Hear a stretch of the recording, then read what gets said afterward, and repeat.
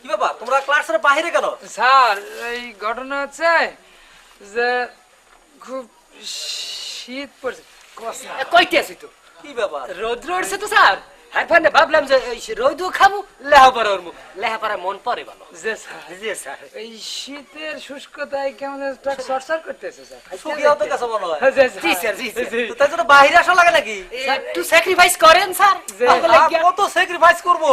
Sir লেহাপড়া জুত করি করবো আরে অসুবিধা নেই। আচ্ছা স্যার এই সুন্দর আলী গতকাল কেন তুমি আসো নাই? স্যার কি কম স্যার সমস্যা তো শেষ নাই। সমস্যা শেষ নেই উদ্ধার নাই এখন। বলেই গেছে স্যারের লাগে তো দাঁড়াই কথা কইতে হয়। স্যার কালকে মোর মা খেতা দুই দিয়েছিল বুঝছেন, খেতা বড় দেশে নাড়তে নারী আর পরি যায় পুরে, আবার টাইমে সিফরাই আবার নাড়তে দেই আবার পরি যায়, এই করতে করতে দেখি যে স্কুল টাইমের বেল নাই, এরপর আইতে পারি নাই স্যার।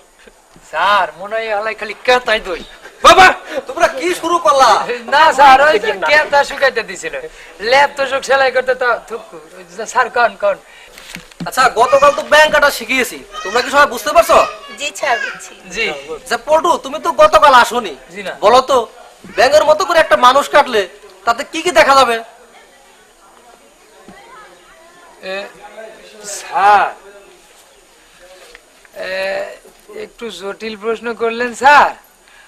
তো ইয়ে মানুষের পেট যদি ব্যাঙের মতো করে কাটা হয় তাহলে কি কি দেখতে পাবো?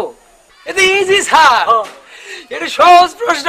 তাহলে বলো। প্রথমে দেখতে পাবো স্যার পুলিশ, তারপর দেখতে পাবো স্যার থানা, তারপর দেখতে পাবো জেলখানা, তারপর আদালত, তারপর স্যার কালো কাপড় দিয়া মাথা বাইন্দিয়া দেবেল দড়ি দিয়া লটকাইয়া। কি বলছো তোমরা? তার মানে ফাঁসি ফাঁসি। আপনি বুঝতে পারেন না, মানুষ পেট কাটবেন, হ্যাঁ আপনারা কি সুমা খাইবে, আমরা তো পুলিশে ধরে লইয়ে পুলিশে যাইবে, ধরে লইয়া যাইয়া ফাঁসি দেবে না স্যার।